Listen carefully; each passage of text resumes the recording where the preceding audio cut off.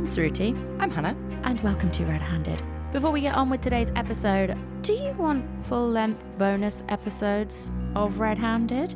I feel like you probably do. I don't. You don't? I'm fucking sick of it. Then stop fucking listening to me right now. Because last month, for our delightful patrons, we released an episode on none other than Joe Metheny. If you recognize that name, you will know it's because he is, of course, the hamburger cannibal serial killer. And this month, we are doing a big old deep dive into the world of DNA, exploring 3 different cases in which DNA helped or totally fucked everything up. It's a big mix. Yeah. It's a big mix. DNA, my friends. I've been saying it for fucking years. It's not all it's cracked up to be. It's definitely not a magic bullet. And also, just because people always ask about Patreon, yes, when you sign up to become a patron of RedHanded, you get full access to the entire back catalogue. That is weeks, months, maybe even years of extra delicious content. I don't know. I haven't added up the hours, but there's a lot of it. And we also, of course, do our weekly after party show on Patreon. And that's for everybody from like $5 and up. And it is, of course, called Under the Duvet, where we talk about anything and everything from what's going on in Ukraine to Chris Rock getting slapped. And, of course, the Johnny Depp, the Amber Heard shit show. And on the topic of the shit show that is captivating the world and my entire TikTok For You page at the moment, everyone is talking about and watching the Johnny Depp trial, including us. And good news is there is a company who is streaming the entire thing. And that company is called Law and Crime. And they have a great daily Depp recap podcast called Law and Crime Sidebar, which you can and should definitely check out. Here's how it works. Every morning they recap the top 3 moments from the defamation trial and provide analysis with the reporters who are actually in the courtroom.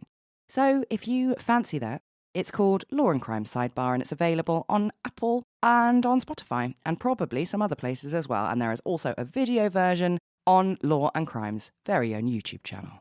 That's enough of that. If you're on the internet, you are getting more than your fair share of the Johnny Depp Amber Heard stuff. So let's talk about something else, shall we? No more internet for you today. No more internet. Get off the internet. So today's case is a biggie. And if you, during this episode, hear some gentle snoring in the background, it's not me or Hannah. It might be me. No, it might be Hannah. But it is most definitely a very little but very loud dog we have joining us in the studio today. As I walked into the office today, the receptionist was like, oh my God, he's such a unit. He is the definition of an absolute unit. I want to get him a little jacket that says security. It's so funny. We'll post a picture of him. He is, well, I feel like we're just being really cryptic. He's blue too. He's not my blue. He's blue too. And if you're a patron, you'll know exactly who Blue 2 is. But I'll post a picture of him so you can see what a fucking unit he is and also understand why the snoring is quite so loud. But we can't put him in any other room because he starts barking, so he has to sit in here, apparently. So let's kick off. In the UK, the US, and most of the West, we live safe in the knowledge that around the clock, invisible powers are making sure that we're protected from terrorism. We feel safe travelling on the underground knowing that there are police officers and CCTV watching our every move. We feel safe on planes knowing that everyone's been searched head to toe before getting on board, and that nobody's carrying anything over 50 ml of liquid for some reason. And we also feel safe sending our kids to a concert, knowing that everyone will be stopped, searched, and searched again before they get inside. All in all, we wander around, dealing with our day-to-day lives, secure in the knowledge that the big scary stuff like terrorism is being dealt with by powers far greater than our own. But what if, through negligence or coincidence, someone was able to slip through the net at every single step? Well, that's exactly what happened 5 years ago last Sunday, when 22-year-old Salman Abedi detonated a homemade shrapnel bomb in the foyer of the Manchester Arena here in the UK. The blast and the shrapnel that tore through the crowd killed 22 people, including 7 children, the youngest of whom was just 8 years old. And it left another 1,000 people injured. I know this wasn't that long ago. I know it was in 2017. But it feels like it literally happened last year. I can't believe it's been 5 years since it happened, to be honest. I don't know. I feel kind of the opposite. I feel like it really? happened in a completely different world, Oh my God, no. different universe. And also, again, it didn't happen that long ago. It was definitely when we were very much adults. I can't believe 1,000 people were injured. That I do not remember. Fucking hell. In the moments immediately after the attack, as dust rained down from inside the arena and before the deafening silence was shattered by the sound of screams and panic, it would be difficult to imagine where this chain of events began. You might be thinking that the plot was hatched by a sophisticated terrorist organisation hidden away deep in the Middle East. But actually, it began in the minds of 2 teenage boys who were taken by their father to fight in a war zone. Salman Abedi was born in Manchester on New Year's Eve in 1994. His father, Ramadan Abedi, I didn't know people could be called Ramadan. Maybe it's like Christmas Humphrey. Christmas Humphreys, my homeboy. Ramadan Abedi is like... Christmas Humphreys. Is Christmas Humphreys. Perfect. Makes wonderful sense. So they've got Christmas Humphreys as their father, and their mother, Samir Tabal, both arrived in the UK just a few years before he was born. And they arrived in the UK because they had fled the regime of Libyan dictator Muammar Gaddafi. After spending some time in London, Ramadan and Samir moved up to South Manchester, where eventually they managed to secure a council house. The home that Salman was born into was an exceptionally religious one. The Abedi family followed the reformist Salafi branch of Sunni Islam. The Salafi branch of Islam is grounded in the desire to return to the traditions of the first 3 generations of Muslims, who they believe followed the purest form of Islam. In essence, Salafi Muslims reject Islam's innovation and modernization and support the implementation of traditional Muslim values. It's like what ISIS want is an identical world to the one that Muhammad lived in and the first 3 generations of Muslims. So some of those traditional values include slavery, having a sabaya, which is a literal sex slave that ISIS government give you a stipend for if you happen to have one. And, you know, specific beard lengths, very specific things. Yeah, exactly. I mean, ISIS follow, you know, more like Wahhabism, but it's not a million miles away. Mm-hmm. And I think the best way to think of like Salafi Muslims is it's not atypical. We see this in other religions too. It's like maybe thinking of it as like a kind of Amish Islam, but not living in the rural backwaters. Right, yeah. And what's also important to mention here is that Western academics sort Salafi Muslims into 2 camps, purists and activists. Purists are content to live by their ideals without enforcing them on others, whereas the activists believe in converting others to their beliefs. And enforcing their ideals through political and social means. And the vast majority of Salafi Muslims in the UK are purists. So they're the form that just want to kind of live their lives under that ideal. And they're happy to kind of quietly follow their beliefs without pushing them on others. It's only a very, very small number of activists that are really present. But as usual with that type of more hardliner, they might be a minority, but they're usually the loudest. Yes. If this isn't your first rodeo listening to us talk about a radicalised terrorist, you're probably thinking, I'm pretty sure that there's a 3rd category. And you are right, because you are one clever sausage. An incredibly small minority of Salafi Muslims are jihadists who believe in an armed struggle to enforce or restore their strict religious values. We can't say for sure which camp Salman Abedi's family belonged to. However, what we do know is that even among the sizable Libyan diaspora living in Fallowfield, the Abedi family were considered to be incredibly traditional. Salman was one of 5 siblings who all attended local schools and colleges.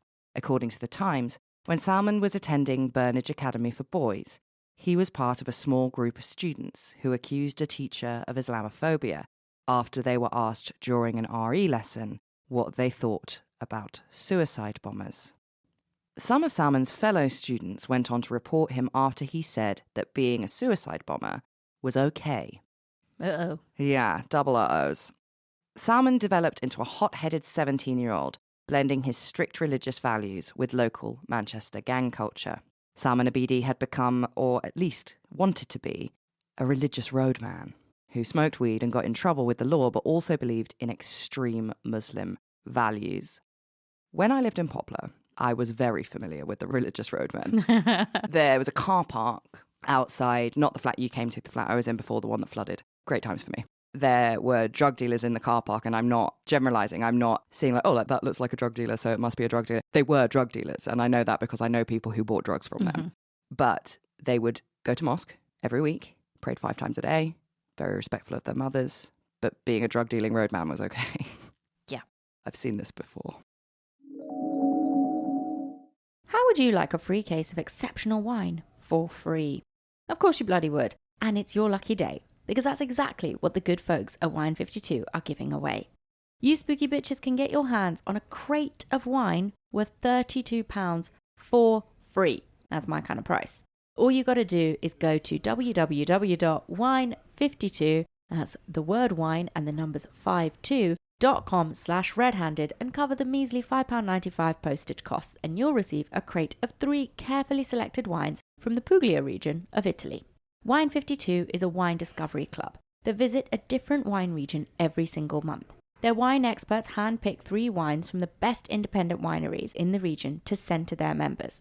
And this month, they've been in beautiful southern Italy. Puglia is probably best known for its fruit-forward, full-bodied reds, and my personal favourite was the Meridiano by the Campagna Mediterranea del Vino. I'm probably saying that horribly because I've had a couple of glasses. This ruby red wine offers both softness and complexity with notes of blackberry, cherry, and plum jam on your nose. You can customize your case to your taste by choosing from white, red, or a mixture of styles. Also included is their magazine Glug, which delves into the wine, winemakers, and regions, plus each case comes with 2 tasty snacks. So now you can be smart about wine, drink wine, and have some snacks. What could be better? So after your free case, you'll be part of the monthly wine club. And don't worry, there's no minimum commitment. You can try it and see what you think. If it's not for you, just pause or cancel any time. So remember, it's www.wine52, that's the numbers 52.com/redhanded to claim your case today. Just a reminder, that's the word wine followed by the number 5 and the number 2.com. So you might be wondering, how a jihadist sympathising roadman had gone undetected by the authorities. But according to Lord David Anderson QC, who's an independent reviewer of terrorism legislation, in the ITV documentary on this case, these views are not unheard of amongst certain groups of young British Muslim men. But obviously the overwhelming majority of them grow out of it. Because remember, like, when he's saying things like suicide bombings are okay, etc., he's a teenager. And yeah, it's shocking in the context of knowing what he goes on to do, of course. But as teenagers, you are often going to take like a contrarian view of things. If everyone in the class is like, oh my God, obviously suicide bombing is awful, you might be tempted to be the one kid that's like, no, I agree with it. I understand why he did it. It's like a bit of an edgelord move, possibly. It's an edgelord move, and also there will always be people who will make the argument that you can't make real change without violence. Exactly. And there's going to be people who say that. I'm not necessarily agreeing with that. I'm saying that people will say things like that. And I think especially when it comes out of the mouth of a teenage boy, I kind of see why he slipped through the net at this point. I'm going to stop saying that very, very soon. But at this point, okay. Basically, this kind of thing that he was saying in class, in the eyes of the British intelligence, Salman Abedi's jihadist sympathies were not a huge red flag. But that doesn't mean that there weren't a shit ton of other red flags surrounding Mr. Salman. And here they are. On Tuesday, the 15th of February 2011, so we're going back a little bit, protests broke out in Libya, causing a chain of events that would eventually lead to the Manchester Arena bombing 6 years later. How is that possible? Well, shut up, because I'm going to tell you. After decades of growing unhappiness, security forces loyal to the Libyan leader Colonel Gaddafi shot into a crowd of protesters who were calling for an end to his regime. I once went to a wedding where the mother of the groom looked exactly like Colonel Gaddafi. And it was when he was on the run, I think. It was a really long time ago. Everyone was like, is he? Oh, right. I thought you meant at his worst. She looked like him, not in the golden toilet era when he was on the run. Yeah, exactly. She looked like an on-the-run Muammar Gaddafi. She absolutely did. It was hysterical. That's so funny. Anyway, let's get back to the real Colonel Gaddafi. I mean, they might be the same person. Who knows? He was on the run at the time. Maybe it's just an Did you ever see them in the same room at the same time? I certainly have never seen that woman. I rest my case. And Colonel Gaddafi in the same room. Sustained. Colonel Gaddafi, his forces shoot into a crowd of protesters. That never goes well. And that sparked what is now called the First Libyan Civil War. Obviously, they didn't call it that at the time because they didn't know how many there would be. Gather round, children. We're about to enter the First Libyan Civil War. So we do not have time in just one episode to go into exactly how and why Muammar Gaddafi became the leader of Libya and why he was overthrown. That would be its own podcast, and we don't have time. We've got to keep moving. It's a series of podcasts. I've talked about this show before on RedHanded. Listen to Dictators. Dictators do like a multi-part on Muammar Gaddafi. It is so interesting because he really came from nowhere. He was like not even the eldest son of like a family within like an impoverished tribe. He was like a part of like a Bedouin community tribe and just like came from absolutely nothing to go on to become Colonel Muammar Gaddafi. So it's well worth a listen. So yeah, go and listen to that. But right now, listen to this. We're going to try our best to give you the very basics and tell you how it allowed a radicalized teenager to slip through the counter-terrorist net. Muammar Mohammed Abu Minya al-Gaddafi came to power in 1969, aged just 27 years old. And he came to power after he overthrew the previous Libyan ruler, King Idris I, in a bloodless coup. During his first decade in power, Gaddafi made huge social changes to Libya under what he called Islamic socialism. He made huge strides to shed the grip of the West over the country and, of course, its valuable oil fields. Gaddafi enforced a 51% state ownership of all oil production on Libyan soil, along with other social reforms, including rent caps and strict rules on gender pay equality. For the first time in Libya's history, women, by law, had to be paid equally to men, although this only really benefited the women of Libya's middle classes. All in all, though, this caused a huge rise in Libya's GDP, from $3.8 billion in 1969 to a whopping $24.5 billion just 10 years later. So far, so capitalist. Well, I guess he's taking 50% state ownership of oil production, though. So I'm like, that's pretty nationalizing of him. So, yeah, I think he was big into, like, let's say it's socialism. And it is really interesting because obviously I think people in the West are obviously like Gaddafi, bad, dictator, bad. And yeah, I'm not saying he was like the best guy ever, but he was actually kind of a real reformer insofar as the Middle East goes. And the reason that he was actually torn down, as we'll go on to discover, is because people thought he was too liberal, which is really interesting. If you don't know enough about Muammar Gaddafi, as if there's like a level to which one must know. If you don't know enough about him. I've actually got a BTEC in Gaddafi, so... then I think you'd be forgiven for thinking he was torn down because he was tyrannical and like oppressing the people. And maybe some people will make that argument, but really it was because people thought he was far too liberal. So let's get back to what he was doing. So in 10 years, he makes, a huge transformation of the nation's GDP and its economy. And then 10 years later, in 1979, the GDP per capita of Libya was, get this, even higher than that of the UK. That's mad. But all of this prosperity and social reform came at a cost. Muammar Gaddafi refused to cooperate or be anywhere near under the thumb of the West. And so, of course, this left Libya isolated. Yes, this is where bad, tyrannical Gaddafi comes in, because on top of like isolating Libya, his treatment of non-Arabic Libyans came under huge fire internationally, and his government was accused of multiple human rights violations. Over time, Gaddafi's grip over Libya started to weaken.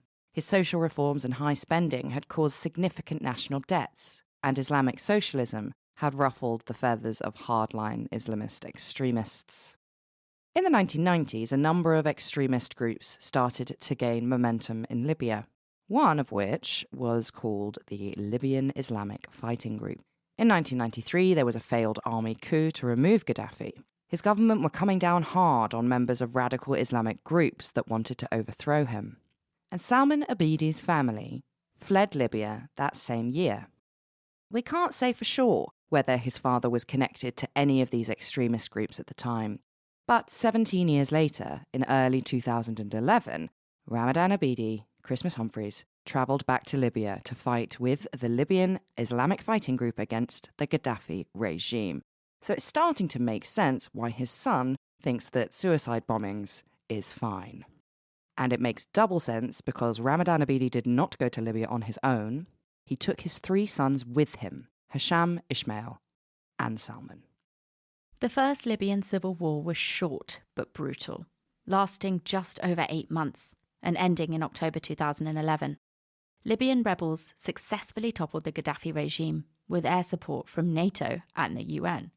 Both sides were accused of committing war crimes, with reports of torture, mass executions, and the killing of civilians throughout the conflict. You do have to wonder why NATO and the UN got involved. I don't believe for a second it was because of human rights violations, but much more because he took 51% of oil production under state ownership. Yeah, and they really hate it when they do that. And he was like, I don't like the West, fuck the West, I'm not going to take part in anything to do with you, and we've got loads of oil. So surprise, surprise, the UN and NATO turn up with their air missiles. Again, I'm not defending Muammar Gaddafi, I'm just saying that it's interesting when the West likes to get involved. That's all I'm saying. So yes, both sides accused of committing war crimes. Lots of bad shit going on, especially for the civilians involved and caught in the middle of this. And in amongst the mess was Salman Abedi, taken there by his father at just 17 years old into a fucking war zone. And he was there, of course, to fight with his father and the Libyan Islamic Fighting Group. Since the conflict, NATO and the UN have both been criticised for their support of the Libyan Islamic Fighting Group, which had already been designated as a terrorist organisation for its direct links with Al-Qaeda. This is something we also saw, of course, when we covered ISIS, the Bethnal Green girls, in the 2-parter we did last year. The enemy of my enemy is my friend. That is a big, slogan the West likes to use when we get involved. We will periodically side with various terrorist groups to fight other causes that are now beneficial to us in various parts of the world. And then we're like, how did Iraq get all of these guns that now they're shooting at us? Yeah. How did that happen? Who sold them those? Exactly. We also saw on Twitter today, please find it, there is an amazing video of George Bush. Oh my God. George W, obviously. Oh my God. Giving We'll a leave the speech. link in the episode description in case you can't I'm actually find just going to play it because it is, I won't do it justice. And we'll forget to put the link in. Who are we kidding? Yeah.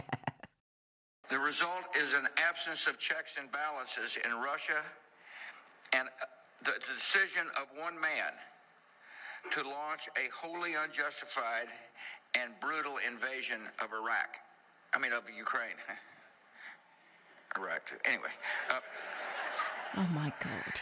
75. You're a war criminal is what you are, my friend. And all those people laughing. Yeah, do you remember that funny little invasion of Iraq that cost loads of money and lives? Yeah, because this is the full rehabilitation of George Bush's image that has taken place since Trump became president, where it was just like, oh, he's just a little war criminal. Now he's cuddly, cute George Bush. So, because NATO and the UN were supporting the Libyan Islamic Fighting Group because it served their purposes. Yeah, it served their purposes at the time. That meant that 3 teenage members were able to walk straight back into the UK, no questions asked. And once the fighting had ended, Salman's mother and father remained in Libya, determined to settle in their home country now that it had been liberated of its oppressors. But Salman and his younger brother Hisham and his older brother Ismail were allowed to return to the UK completely unchecked.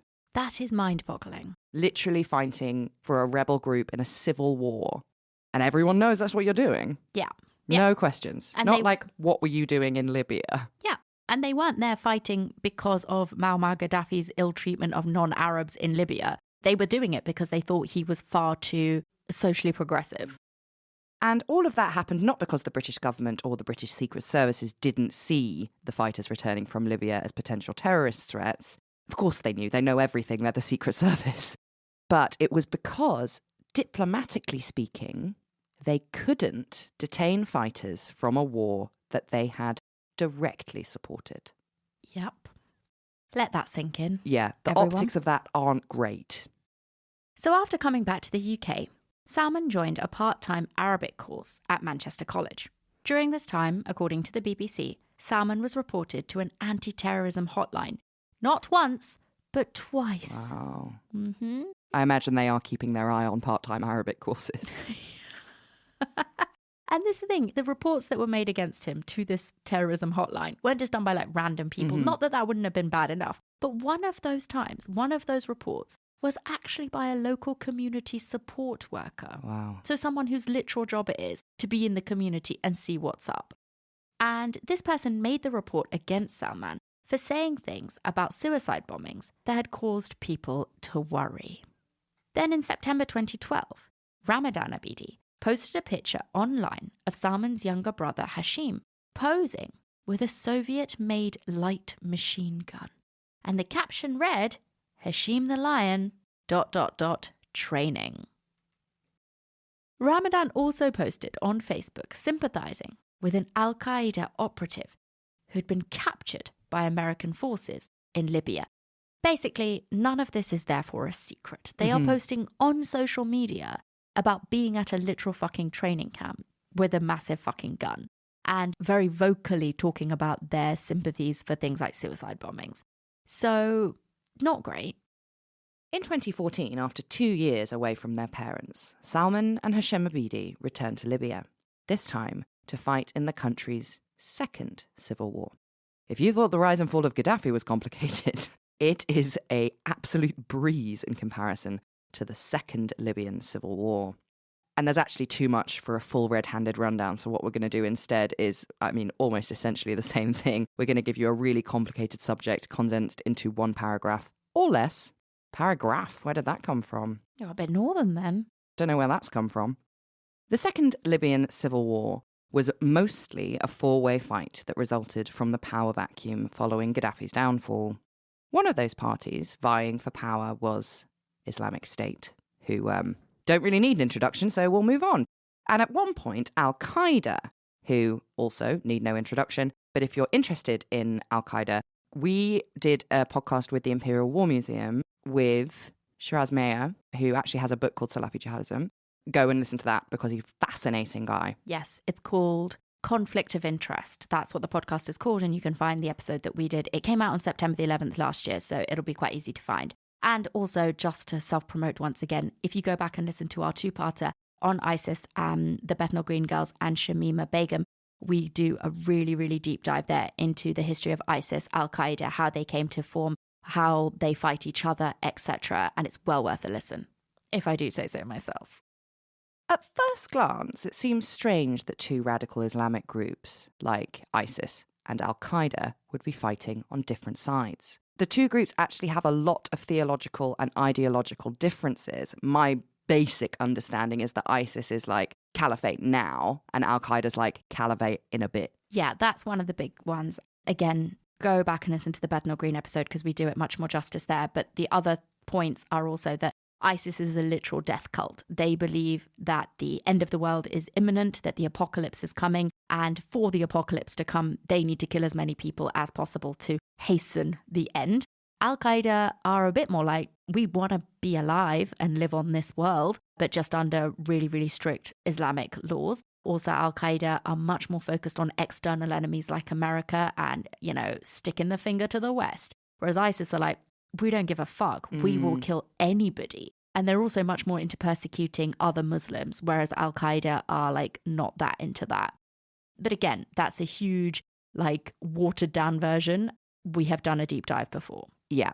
All we can really take away from that explanation of this Libyan civil war situation is that it does sound like quite a terrible place to go on holiday. Unless you're really into going on holidays to fight in civil wars, in which case it's perfect. Yeah. Because that's what the Abedi brothers were totally up for.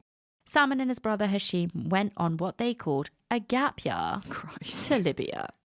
The boys spent around 6 months fighting alongside the same radical Islamic group as their father Ramadan, the same one that had links to the terrorist group Al-Qaeda.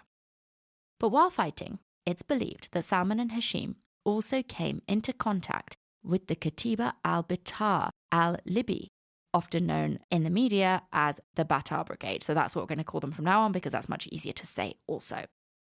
The Bata Brigade is a group of seasoned Islamic State fighters made up mostly of Libyans, but also including French-speaking recruits from Europe. Members of this Bata Brigade were reportedly responsible for the horrific 2015 Paris attacks just a year later. And if you want to hear us talk more about that, again, we have covered it in an episode called Charlie Hebdo and the Murder of Samuel Paty, in which we did a big old deep dive into, I think we only touched on the Bataclan attacks, but we did a big deep dive into Charlie Hebdo. So go and just sort of the climate in France regarding any religions at all. Yes, because there is a much more cultural nuance to the situation in France compared to everywhere else in Europe. Although the UK is the country that has suffered the most number of terror attacks, France is second. And they have this whole idea of laïcité. It's all very interesting. Go listen to that episode. We're well off track. Let's keep going. Obviously, the Paris 2015 attacks took the lives of over 130 people. They were absolutely horrendous. And this group were involved, or claimed to be involved in that. So in theory, this ISIL group, because remember we're talking Libya, not Syria, so it's ISIL, not ISIS, would have been the enemy for Salman and his brother. But, as a terrorism expert told The Guardian, things in the second Libyan civil war became much more fluid. Finding a new credit card can be so confusing and even intimidating with all the numbers, the benefits, and the special offers thrown at you. Not to mention the uncertainty you may feel about whether you'll even be accepted. Well now, thanks to Credit Karma and their Karma Confidence technology, you can zero in on the perfect option for you and apply with more confidence. Credit Karma uses your credit profile to show you offers that are tailored to your financial situation. Best of all, Credit Karma uses your credit data to show you your chances of approval before you even apply. And comparing cards on Credit Karma is 100% free and won't affect your credit scores. So ready to find the card for you? Head to Credit Karma and check out your personalized mix of offers today. Just go to creditkarma.com or the Credit Karma app to find the card for you. That's creditkarma.com now. I don't know about you, but when I was at school, I hated almost every second of it. But now, I learn stuff every day. Your bitch is reading like 3 books a week. It's unprecedented. I do it by choice to make this very podcast that you are listening to. And I love it. So, it has really made me think about why I hated school so much. Why did I find schoolwork so much harder than the work I do now? So if your kids are fed up with learning the way they have to at school, maybe it's time they were given the opportunity to learn in the way that they want to. That's what my friends' kids are doing on OutSchool, and they can't get enough of it. There are classes on every kind of topic you can think of, from video game design to karate, and even how to run a successful YouTube channel. For any budding podcasters out there, there's even a course on creating, writing, and recording podcasts for kids between the ages of 13 and 18. And look at us, we turned out fine. And to make sure each course is right for them, you can choose the instructor, the teaching method, or whether it's a group setting or not. It's education they'll actually want to be part of, bringing kids together around their shared interests and helping them fall in love with learning. It's also a great way for them to build confidence and make new friends at the same time. OutSchool helps kids find out more about what they love and discover new interests as well. Right now, for a limited time, you can save $15 on your child's first class when you go to outschool.com/redhanded and use the code RedHanded. That's outschool.com/redhanded, code RedHanded, to save $15 off your child's first class. ISIL and Al-Qaeda started to align against their shared enemies. It's not quite clear why the Islamic State struck such a chord with Salman Abedi, but it did. His sister Joma suggested to the Wall Street Journal that during his gap year, Salman had actually spent time fighting in Syria, and there's French intelligence to back that up too. He's just running around all over the Middle East fighting with terrorists, and he was just periodically coming back to the UK, and no one was batting an eyelid. You literally got pulled up in security because you had like a little bottle of fucking spray. Yeah, I had an aerosol sun cream in my bag. I've been taken into a room at Amsterdam airport for separate questioning not because of what you're thinking. Because of all of the heroin in her bag. Because of all of the heroin I was taking. Because I really needed to wee. And so I was making So you look shifty. because I looked shifty because I was going to piss myself. And I was acting quite shifty in the queue. And I think they were watching me. And then when I got to the top of the queue, they took me off to go speak to somebody. I was like, I'm actually going to urinate myself. I don't have anything inside me except loads of urine. As you can see from this x-ray, I really need to go to the toilet. And if somebody searches me, I hope you're prepared. I hope they're into water sports because they're going to get fucking pissed on. Get a fucking anorak first. A cagoule.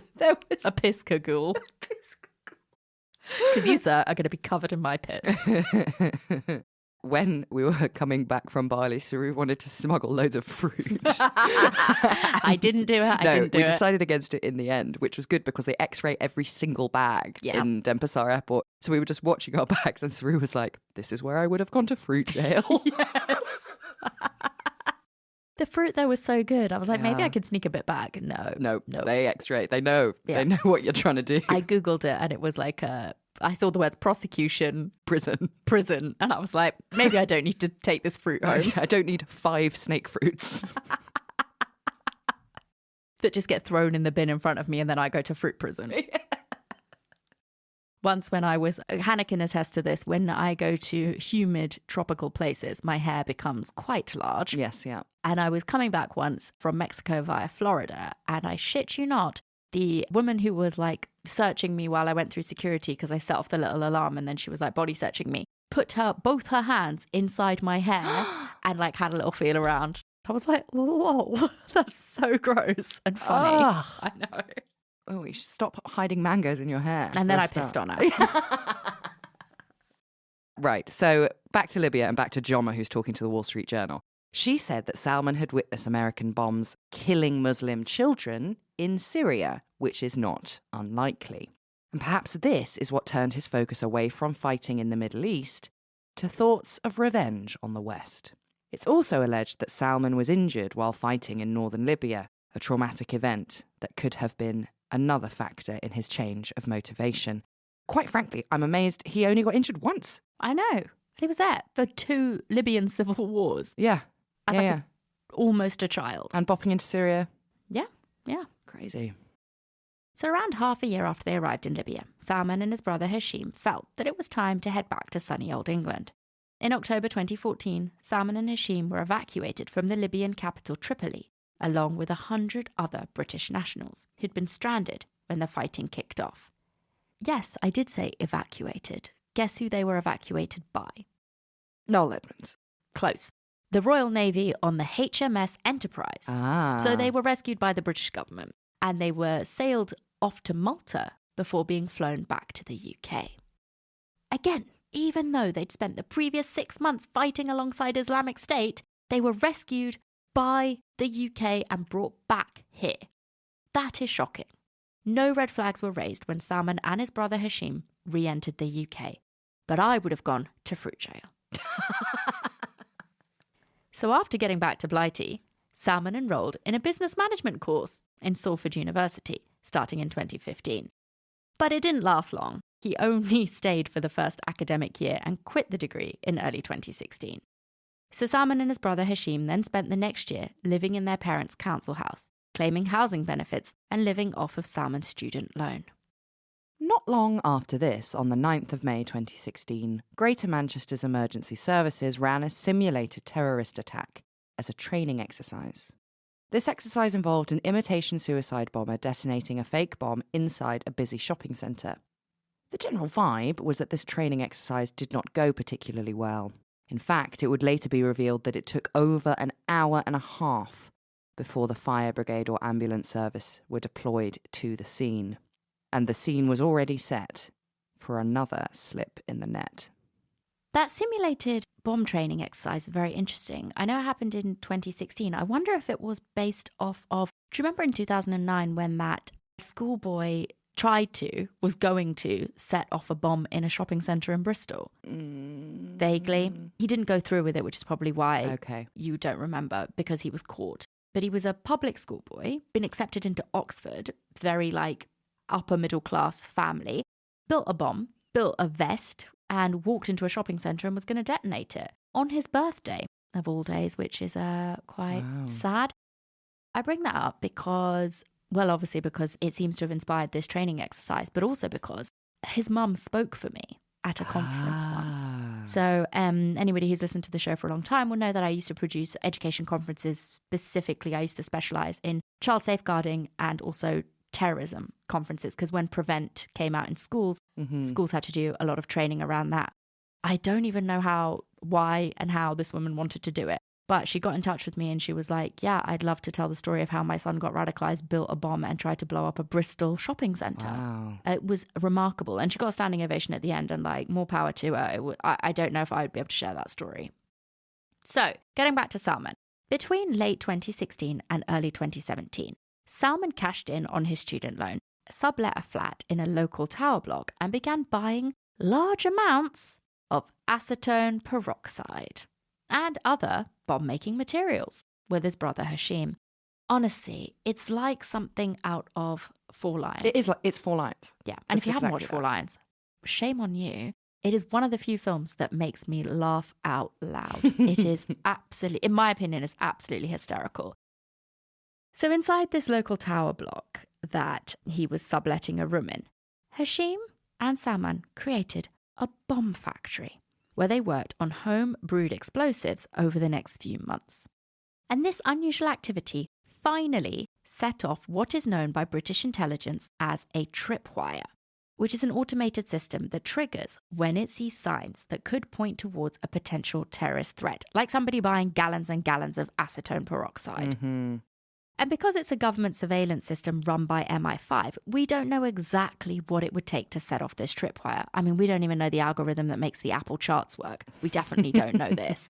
But we would imagine that it would have something to do with Salman Abedi's unusual spending habits, subletting of a separate flat, and getting unmarked packages delivered across Manchester, and possibly all of his trips to the Middle East. Yeah, that'll do it. But the problem is, this tripwire was dismissed by MI5 as a false alarm and chalked up to Salman's involvement in petty crime. So just him being a roadman. Yeah. Hand him down to the normal police. We've got diplomacy to do. It's not clear whether Ismail, the older brother, knew what Salman and Hashim were doing, but in April 2016 he contacted their parents, saying that he was worried. Clearly freaked out, Salman's parents returned to the UK and got Salman and Hashim one-way tickets back to Libya, where they could keep an eye on them. However, before he left for Libya, Salman bought a second-hand car which he filled with his and his brother's homemade explosives, and he hid that car in a multi-storey car park. When he got to Libya, Salman's parents briefly took his passport away from him to try and stop him from going back to the UK, but it didn't work. Because on the 17th of May, 22-year-old Salman Abedi got his passport back and headed home to the UK. His trip back to Libya had set off another MI5 tripwire, which was taken a bit more seriously this time. An intelligence meeting to discuss the threat level of Salman Abedi was set up for the 31st of May, a date that would unfortunately be 9 days too late. Salman Abedi rented another local flat and recovered his explosives from the underground car park. He then began going to hardware shops around South Manchester, buying large amounts of nuts and bolts, of course to use as shrapnel in his homemade bomb. Over the next 4 days, Abedi constructed a large TPT shrapnel bomb, a type of explosive device favoured by terrorists because it doesn't contain specific chemicals that can be easily detected. It's not entirely clear how Salman and his brother Hashim had learnt how to construct such a sophisticated explosive device. My bet is in Libya. That would be the natural assumption. One theory is that they stayed in contact with members of Islamic State after returning to the UK, and that's where they got the information from. And another potential source of information is Salman's childhood friend, Abdul Rauf Abdullah, who had fought alongside Salman's father and was convicted of terrorism in 2014. Oh my God, honestly, it's like if we played a drinking game of like red flags around Salman Abedi through this episode, everyone will be dead by the end of it. When Abdullah was arrested, his phone showed texts between him and Salman talking about martyrdom. I was going to say something, but I was like, what's the point? Yeah, she just looked at me. She looked at me like a disappointed parent. Salman also visited Abdullah when he was in prison before he made the bomb. But Abdullah has always denied any knowledge of Salman's terrorist intentions. Oh, well, I think we should definitely believe him then. This week, we're partnering with Calm, the #1 wellness app that gives you the tools to improve the way that you feel. The idea of trying meditation can be super intimidating. There's a lot of big claims and an association with spirituality that can put people off, including me. But meditation isn't just for the white men with dreadlocks or for women with Sanskrit tattoos and love for the bongos. It's for everyone. And that's why I love Calm. It's not a secret. I'm an anxious mess all the time. But Calm can make me feel at ease. And the best thing is I can use Calm wherever and whenever I like. Calm helps you to reduce stress and anxiety through guided meditations. It can improve your focus with curated music tracks, and you can rest and recharge with Calm's imaginative sleep stories for children and adults. They even have daily movement sessions designed to relax your body and uplift your mind. I've personally found using one of Calm's guided meditations in between records has been a really helpful way to help me relax and to reduce stress, which is double useful considering we've got a live show on Friday. If you want to give Calm a go, then try their exclusive offer of 40% off on a Calm premium subscription. And you can do that at calm.com/redhanded. That's calm.com/redhanded for 40% off unlimited access to Calm's entire library. That's calm.com/redhanded. Around the same time that all this was going on, in February 2017, then 24-year-old pop sensation Ariana Grande had set off on her Dangerous Woman tour. The tour was global, with a 76-date lineup covering North America, South America, Asia, and Europe. And this tour was headline news. Did you know that Ariana Grande has a pet pig called Piggy Smalls? I did not, but She now does. I do. During this entire tour, Ariana Grande was only coming to the UK twice. So it was an absolutely fucking enormous deal if you got tickets. And one of those who'd got himself a ticket was none other than Salman Abedi. Sadly, though, Abedi wasn't just a big old Arianator. Just a diehard fan of God is a Woman. Just loves it, can't get enough of it. He really he listens to it when he's building all his bombs. He's nuts for it. But no, Salman Abedi wasn't there to dance along to, I can't name another Ariana Grande song. Literally any other song. Another song by Ariana Grande. No. He had a much, much more sinister purpose for his ticket. Obviously, we can't say for sure why Salman Abedi chose Ariana Grande's concert to be the scene of his crime.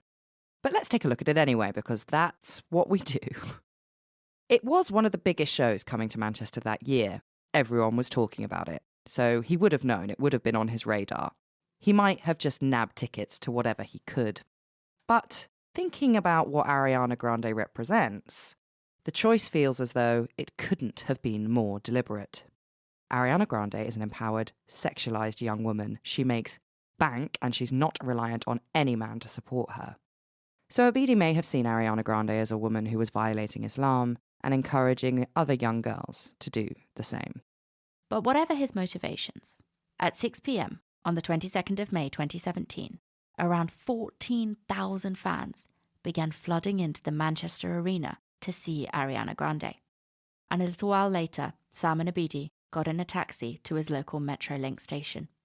When he got out of the taxi, he gave the driver a copy of the Quran and asked him to pray for him. Call the police. If you are a taxi driver, bus driver, train driver, and someone does that, call the fucking police. He then texted his brother Hashim and got on the metro. At 8:30 p.m, Salman Abedi arrived at the Manchester Arena's connected station. He was wearing a black tracksuit, a grey hat, and an enormous backpack filled with explosives and bits of metal. After arriving, Abedi, whose bag was so heavy he could barely walk, staggered into the station toilets. Inside the toilets, he spent around 10 minutes arming the bomb in his backpack, which had enough power in it to kill anyone within a 20-metre radius. 20 metres. That is enormous. At a place that's going to have 14,000 people packed into it. Now you can understand why 1,000 people got hurt. I'm amazed it was only that now. Yeah, me too. As Abedi left the toilets with his bomb now armed, 2 British Transport Police support officers did a security sweep of the toilet cubicles. They missed Abedi by 59 seconds. Fucking hell. Abedi then lugged his incredibly heavy backpack the short distance between the station and the foyer of the Manchester Arena, which is known as the City Room. Abedi was aiming to catch the crowds as they left the concert. Having never been to a concert in his life, Abedi turned up to the foyer early, expecting the show to have finished, or at least to be wrapping up. He sat in the foyer, out of sight, and waited. And you may be wondering how, in a country with a severe terrorist threat level, this young man was able to walk into the foyer of a crowded concert carrying a backpack so heavy he could barely walk. We'd all like to imagine that there's someone waiting and watching for that sort of thing.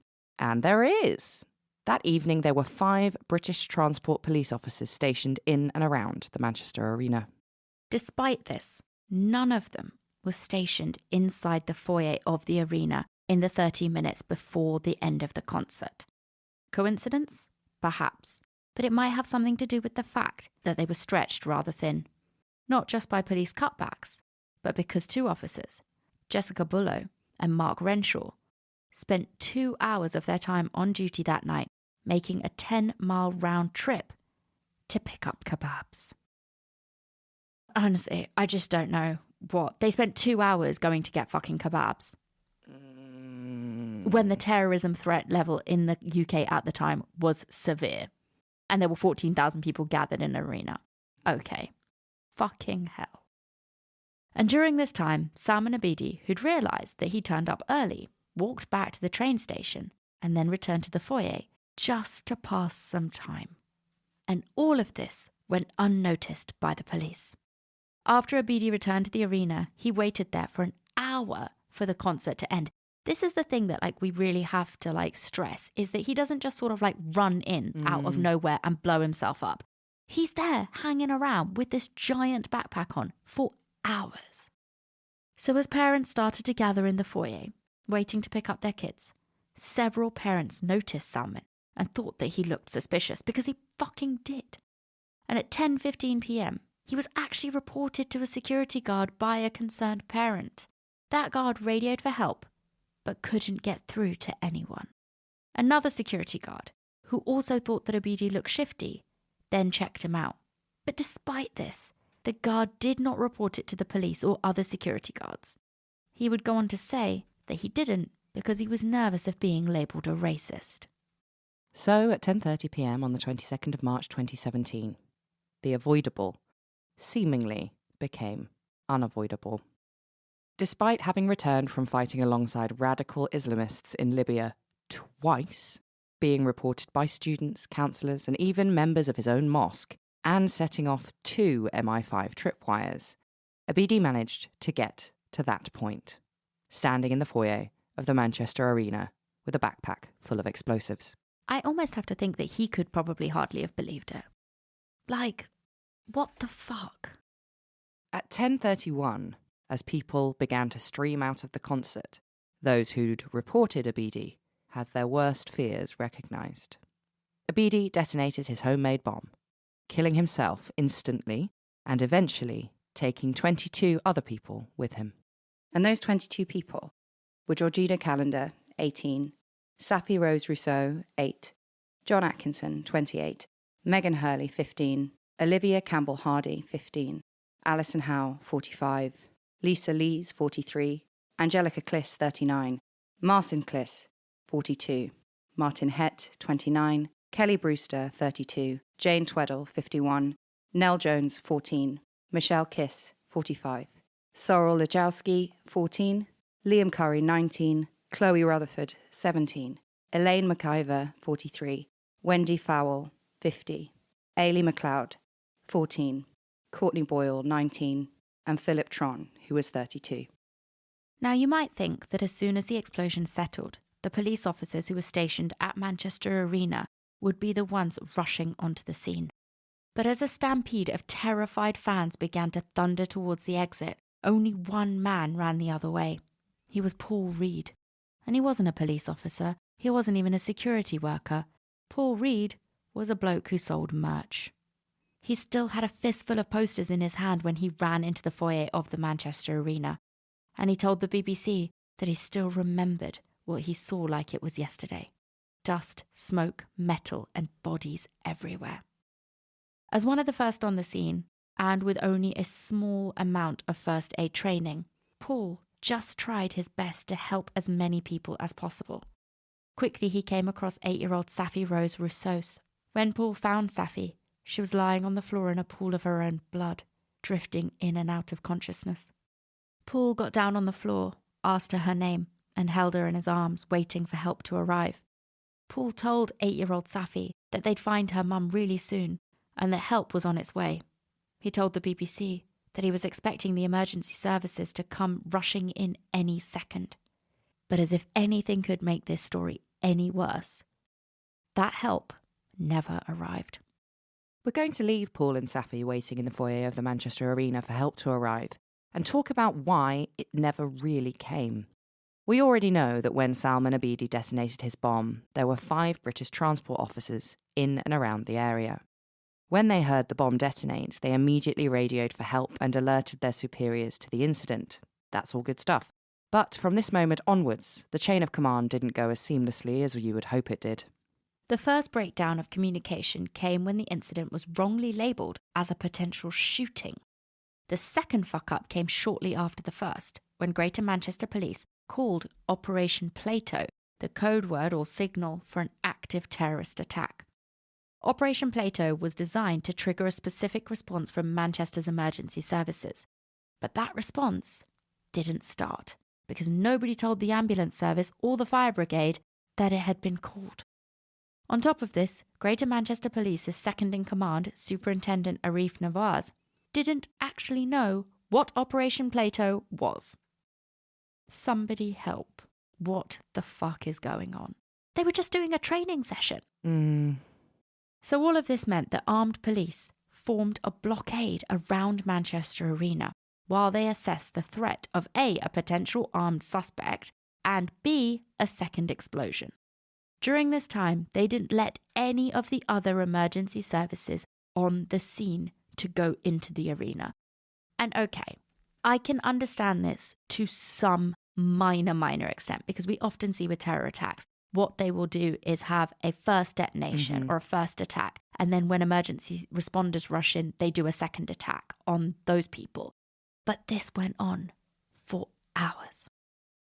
We don't know how the threat of a shooter/second bomb was assessed, but we do know that it took fucking ages.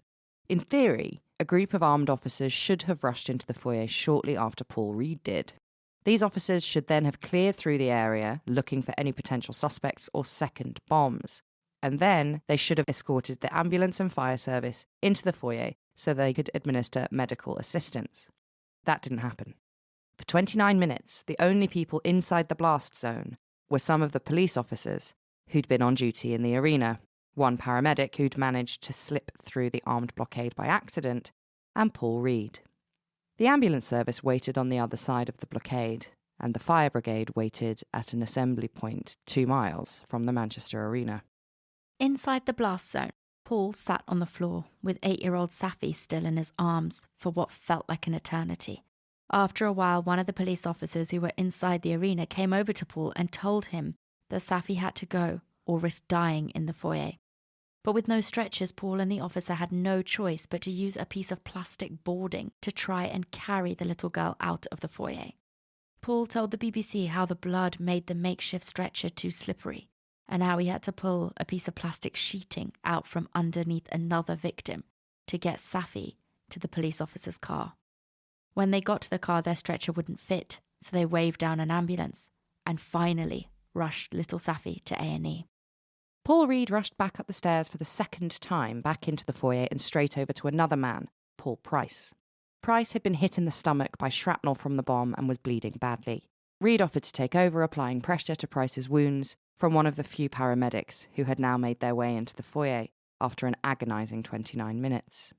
Again, Reed waited for help to arrive. He sat on the floor of the foyer, again in a pool of blood, with one hand applying pressure to Paul Price's stomach and with the other holding Price's hand. Eventually, Paul Price was hauled out on yet another makeshift stretcher It took over 4 hours to get every victim out of the Manchester arena, and Paul Reed, who just turned up to sell posters, didn't get home until 4 o'clock in the morning. 8-year-old Safi did make it to A&E, but not soon enough. She died later of her injuries. Paul Price spent 8 months in a coma and woke up to find that his partner Elaine, who'd been waiting with him for their daughter Gabrielle, hadn't survived the blast. Leah Vaughan, one of the only paramedics who was sent into the blast zone, retired shortly after that night and now suffers from PTSD. And there's just so many stories like that. I think some of the worst stuff that I remember that just like really, really was so unbearable was like, because it was at the end and a lot of the people who were there were obviously children or like, you know, like teenagers. Parents had come to pick their kids up. And so many of the parents were the ones who got blown up. Mm-hmm. So these kids just went to a concert one night and then the next day they don't have a mum or a dad. It's fucking like just unbearable.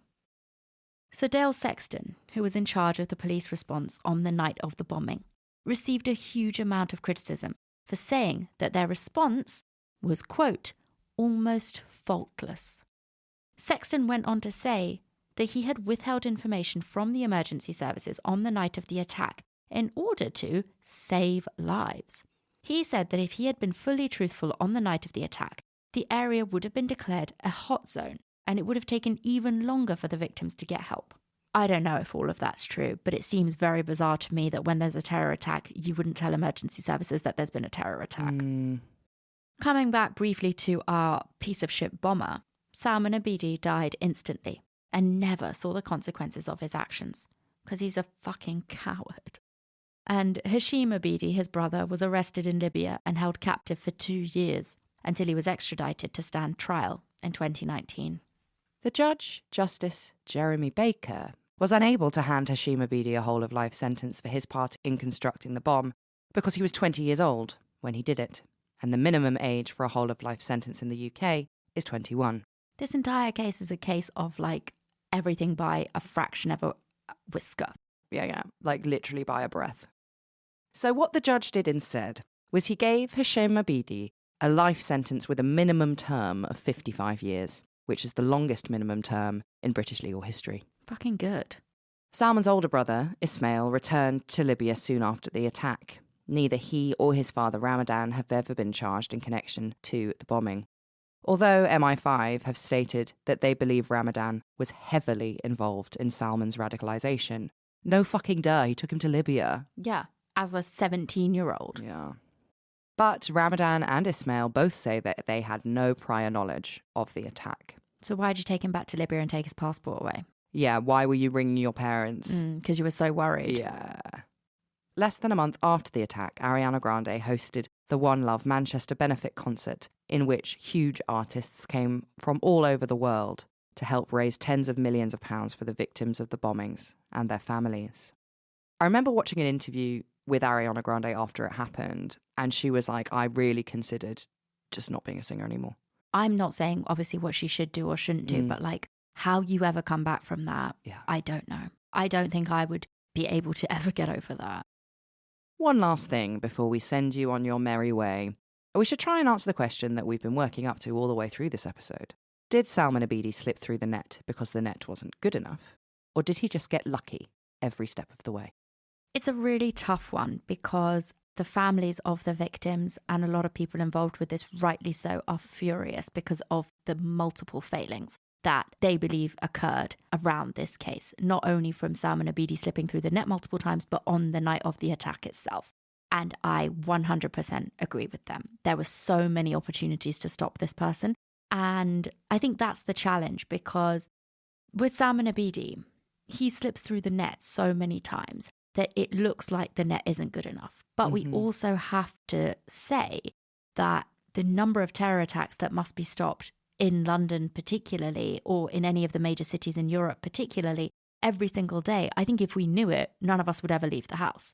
So I think obviously MI5, MI6 don't tell us how many they stop, how many terror plots they foil. Oh, absolutely. I think I did read a statistic, which obviously, like, you could never know how doctored the information MI5 or MI6 is putting out. But I did read an article that was like, it's every 5 minutes. Oh, I completely believe something. that. Absolutely. So I think that it's obviously the ones that fall through the net and destroy lives that we know about. So I also appreciate how difficult it must be in those cases, especially, and we've talked about this before on the show, because there's obviously been that evolution of terrorism from a decade ago where it was much more like directly funded by terror cells and terrorist training camps. And people here were like going off to training camps in Pakistan or whatever to learn how to become terrorists. And then they were coming back as a cell and living in a house together and building bombs. They were easier to spot, arguably, than where we are now, which is this idea of the lone attacker, the man with a van, the man with a knife, the man with a gun, or the man with a bomb, just taking it upon himself, the self-radicalization and that kind of one-off attacker. That must be much, much harder to police and to catch. The problem here, and why I think I can't make that argument with how Salman Abedi was missed, is because there were so many red flags. He wasn't a man who was going about living his life in a normal way and had these radical thoughts underneath the surface. He was saying these things vocally. His parents and him were on social media posting things like this. And he flew to the Middle East and fought alongside a terror group multiple times. So the fact that he slipped through the net, to me, feels inexcusable. Yeah, and I think, the net not being good enough or maybe him just being lucky are the same thing. I think at the end of the day, it all comes down to yes, he was lucky. But I think you could argue the same thing with any terror attack. A lot of things have to go right for them to happen. Absolutely. So no, the net isn't good enough because luck shouldn't matter. That's the thing. I think it's hard because, like we said, it is an incredibly difficult job to do. The volume of data that must be being processed on these kind of things, of course, must be beyond my ability to even comprehend. But with this case, the fact that he should have tripped up the wire so many times is shocking how this was allowed to happen. So yeah, that is the case of the Manchester Arena bombings and Salman Abedi. And we decided to do it now because, like we said at the start, the 5th anniversary of this horrendous attack was Sunday just gone. So yeah, really, really rough times. But hopefully you all learned something. Yeah, I hope you learned something. Go and listen to us on Conflict of Interest. Go over to patreon.com/RedHanded for some other stuff over there. You can also check out our Spotify exclusive show on cults, which is called Sinister Societies. And you can also do whatever you want because I'm not the boss of you. All of those things are true. We will see you, if you are a patron, immediately after this for Under the Duvet. And if you're not, we'll see you next week. Bye. Goodbye.